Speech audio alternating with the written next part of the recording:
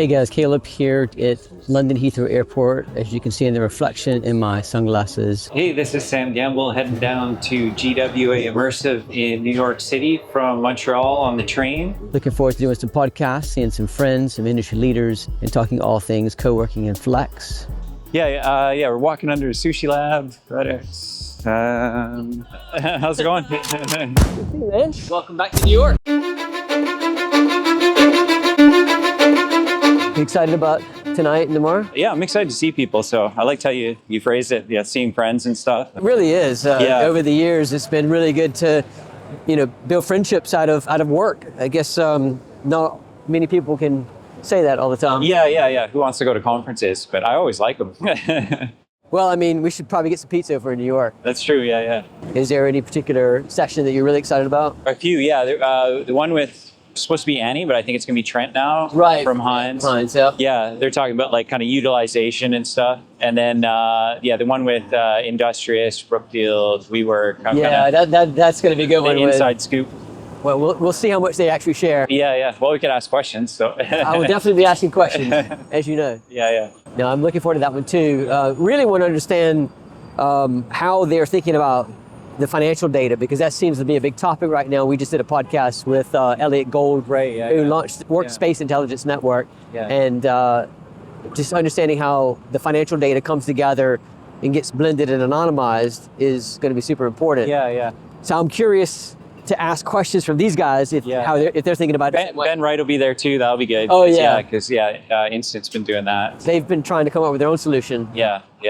Well, hopefully everybody can just put it all together and I posted that this morning on LinkedIn, and Matthew Blair popped in there saying how much of that's going to be private and how much are they going to release to the public. Yeah. Which I suspect it'll be open to the public, but in a commercial way. Was it IPD like 10 years ago? I feel like you had to contribute and pay a bit, but as a result, you got the data or something. Like it seems like you can't just get the data, you have to contribute as well, right? Like that seems like the trade, right? Like, it's not cheap to put all this together, and it's a resource intensive project to be able to scale that and provide it to the industry. Yeah. So, which I think is going to be a lot of value for landlords in unlocking the finance that needs to come into scaling flex. I really like their model, like just kind of almost like a co-op model, right? For now it is, for this first version, but once they really crack it, then there needs to be some investment into the technology to scale it. Right, and to make it available for integrations with other platforms, like ReturnSuite, for instance.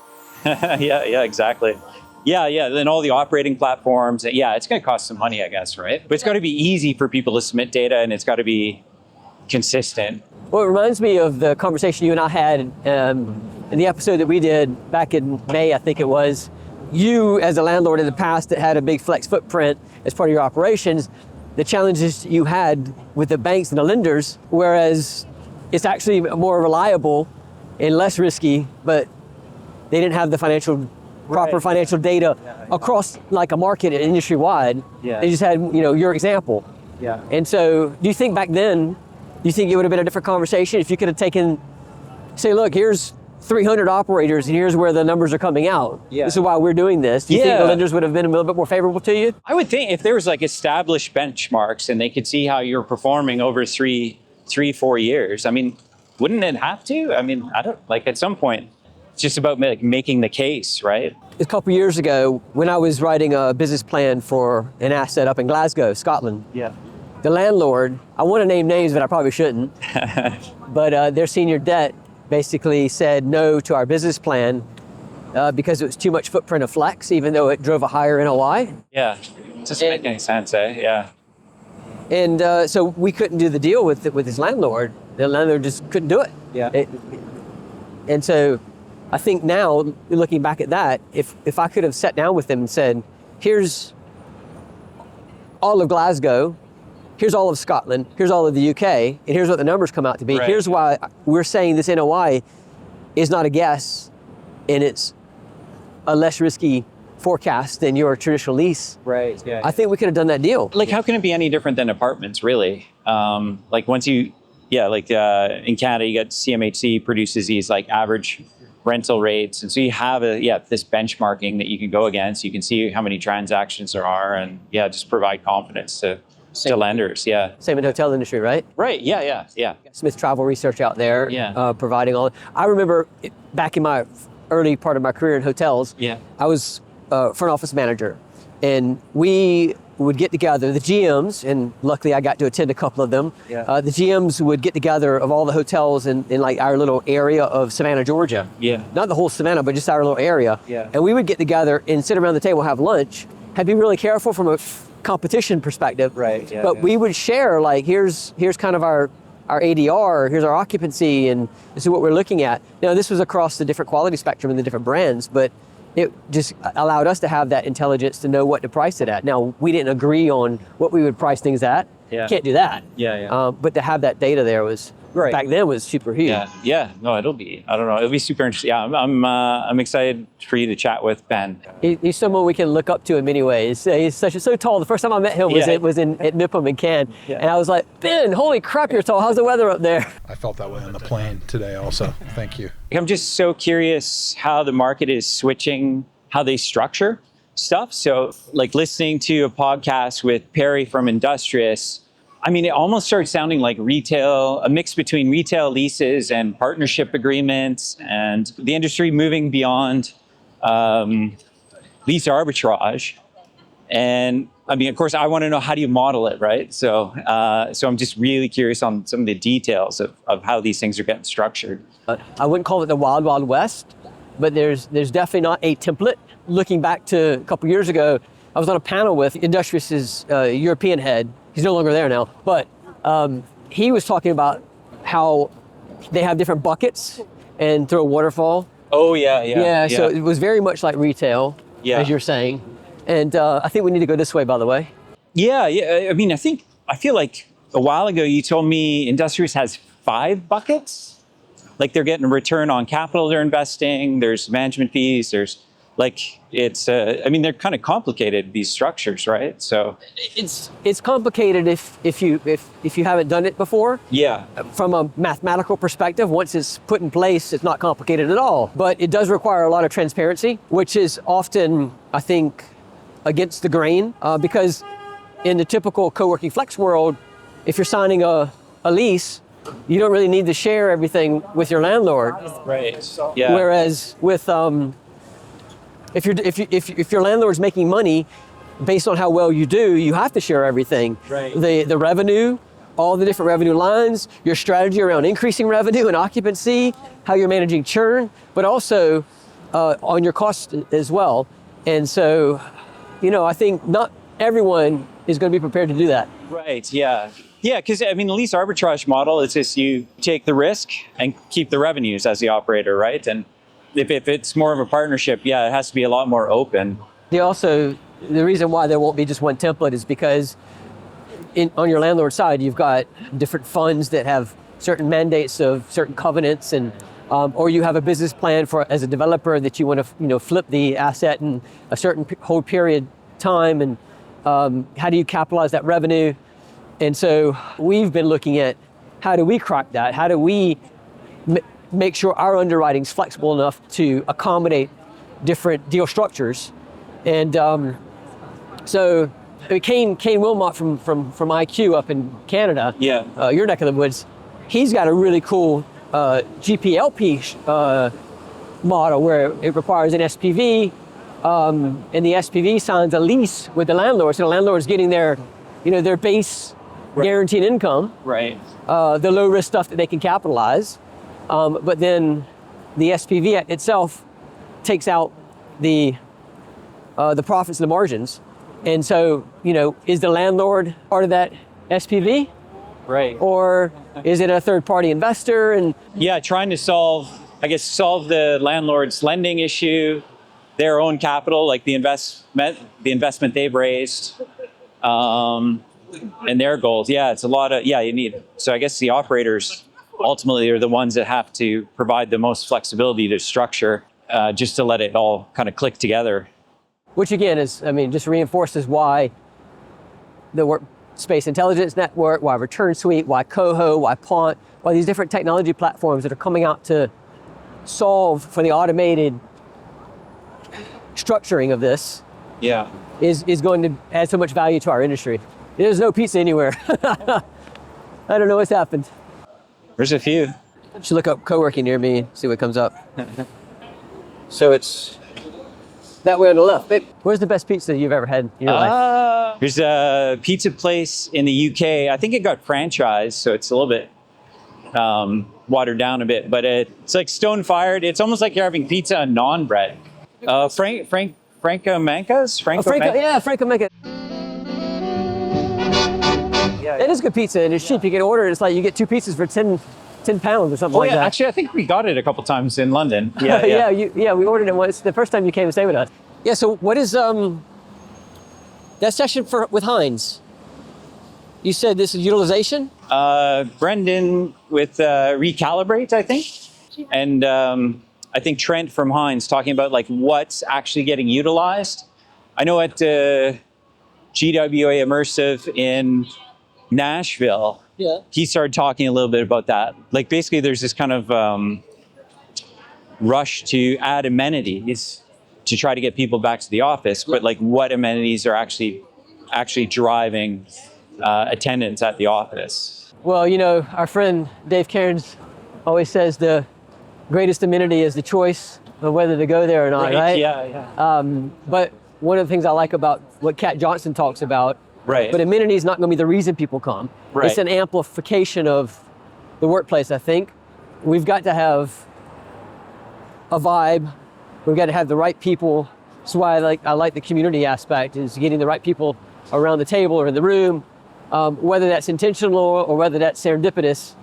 I think that's a key factor of how and why the future of office is really co-working and flex, because you get a diverse mix of people in the room. Yeah, it'd be really interesting. I know when we were doing CloudWorks, we did all sorts of amenities, and I was always surprised what would work and what wouldn't.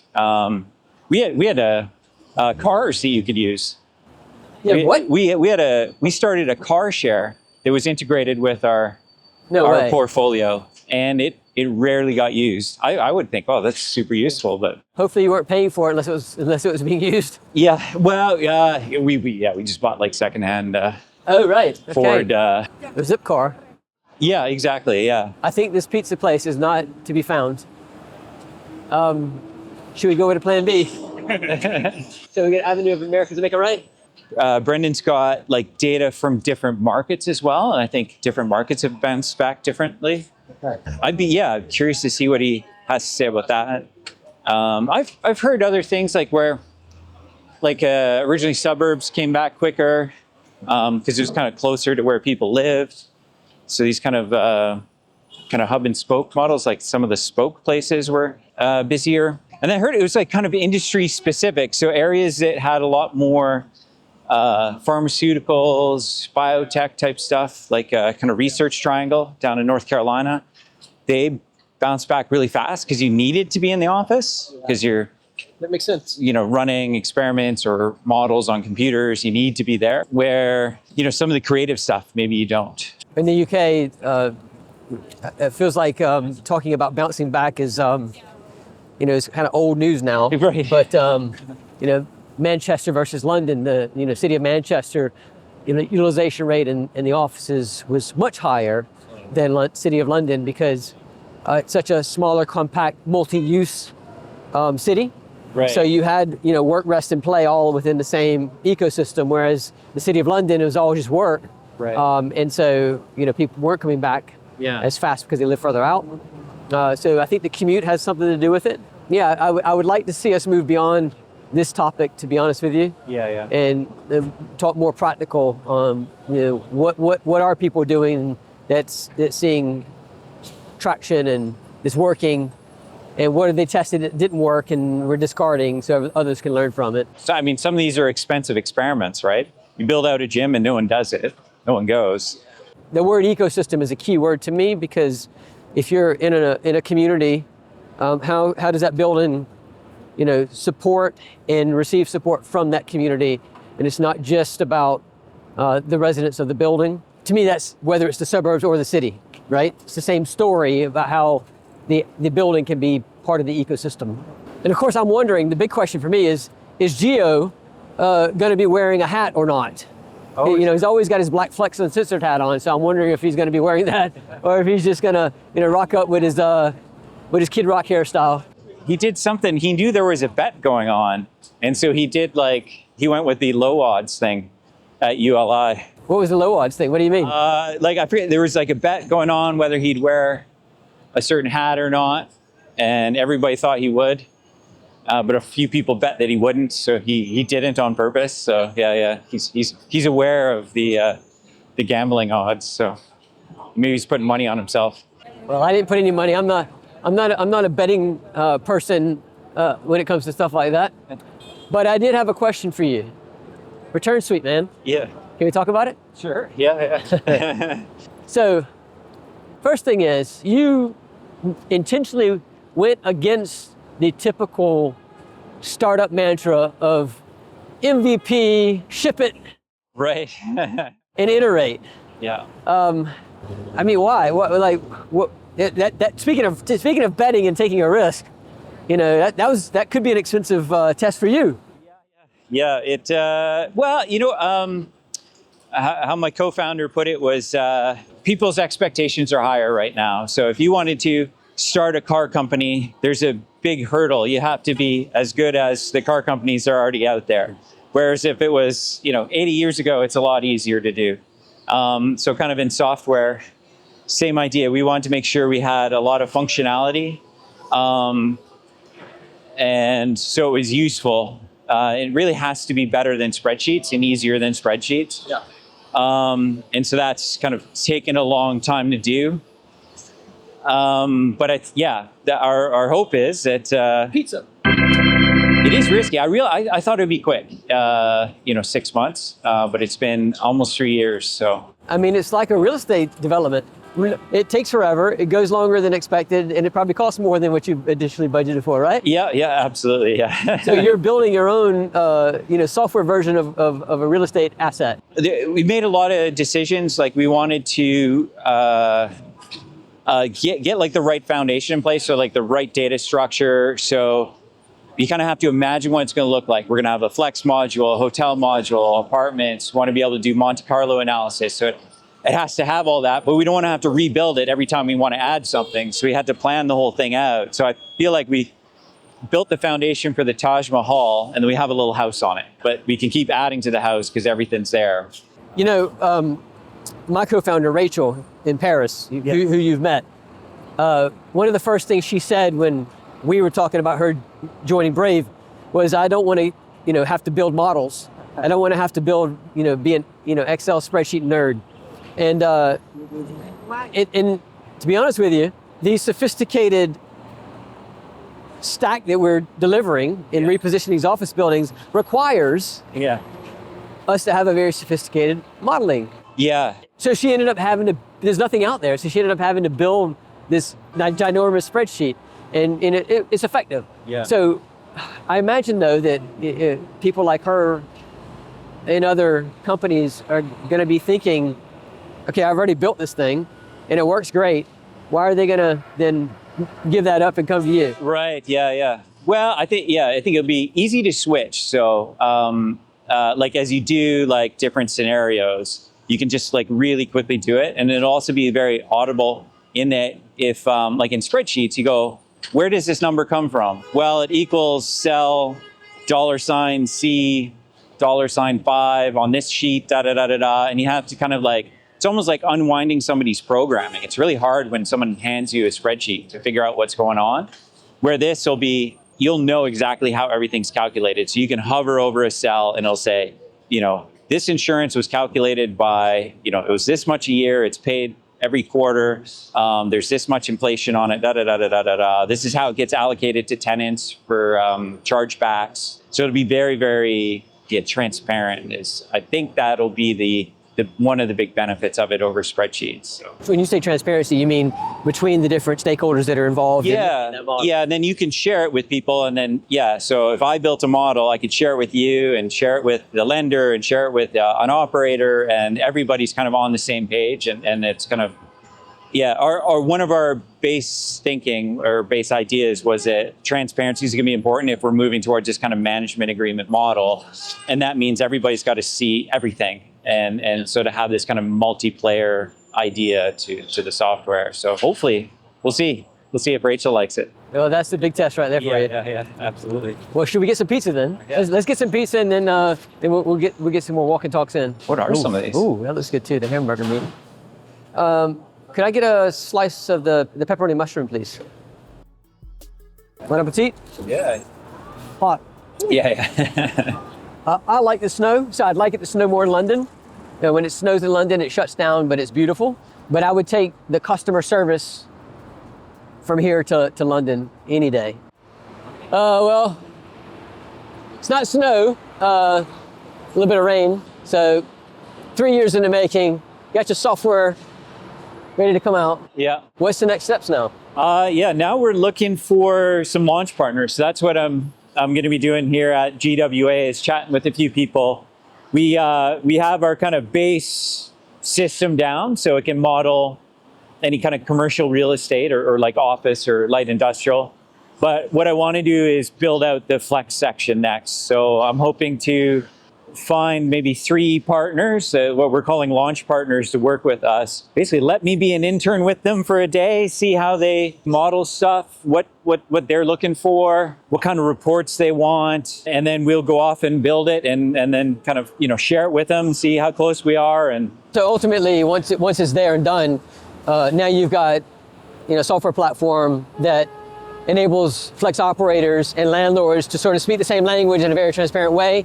And quickly share models back and forth, hopefully expedite the deal process. Yeah, hoping to find, just kind of a range of operators. It'd be nice to find like a larger player that's with multiple locations, but I'd also be happy to have a launch partner, so, one single location. Different business models, so management agreement versus kind of percentage rent, kind of retail lease type stuff. Okay, and do you care what geography? No, not at all. Yeah. So we're set up. This is part of what took us a while to build. We're set up to go anywhere. So, I mean, English helps. We're not ready to kind of translate stuff, but Okay. we can handle any currency. And you said different models and different structures. Do you want specifically a co-working or service office executive suite company, or would you also take a landlord who's also leaning into flex? Oh, yeah, either. Yeah, it could be a landlord leading into flex. Yeah, just a real mix would be great. Yeah, I think the management agreement is probably the most complicated in terms of cash flows. Yep. So it'd be nice to have one of those. Just so we know it can handle that all the waterfall and keeping track of who gets paid what and when, and in what order. How long do you think it's going to take you to build out this next section? Probably just a couple months. Okay. Yeah. Are you launching like to traditional landlords, and then you're going to build out this flex module with the flex partners? Basically, in the next couple of weeks, we're going to start letting people in. It'll be like a closed beta, so you'll get an invite very soon, and we'll start letting people in. Once we know everybody's pretty happy with it, we'll open up the beta. At the same time, they'll have early access, so they can play around. They'll be able to see how it works and kind of imagine like where we could put in the flex. Yeah. Well, I'm already imagining it, and certainly we'll be giving you our feedback. And that'd be great. Excited to get our hands on it and play around with it. Yeah, definitely. Brave was in mind when I was designing it. So well, it has potential, I think, to add so much value, not just to Brave, but to our industry, to our capital partners. To me, that's one of the key ingredients to scaling flex to meet customer demand. People are probably tired of me saying that phrase on my podcast, but I'm going to keep saying it until it's the future becomes reality. Yeah, then we can talk about something different.